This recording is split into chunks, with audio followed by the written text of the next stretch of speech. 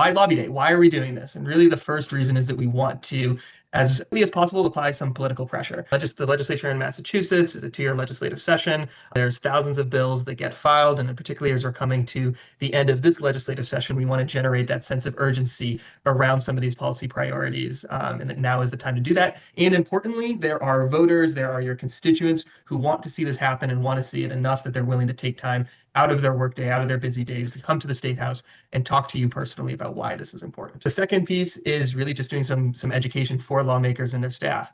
Again, lawmakers have to have a level of expertise in many different issues, and housing and zoning reform in particular is just one of them. So Lobby Day is an opportunity for some of us who are a little bit more well-versed in these subjects to be able to talk to lawmakers and their staff about how the YIMBY bill works, why it's important, how zoning reform intersects with housing affordability, and why we need to see it now.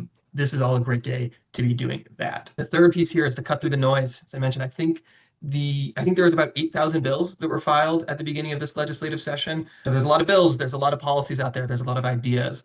There's housing affordability, there's climate change, there's voting rights, there's education, there's social media, there's online gambling. There's a ton of different issues that the legislature is working through right now, and it's hard to stand out. So by bringing, hopefully 100+ advocates to the State House, walking around the State House with matching t-shirts, generating some noise, this can cut through some of the noise of the other bills and show that this is something that's worth engaging in, and that there's a constituency who wants to see these reforms passed. And then the last piece here actually doesn't have to do with direct policy change, but really fostering connections among advocates.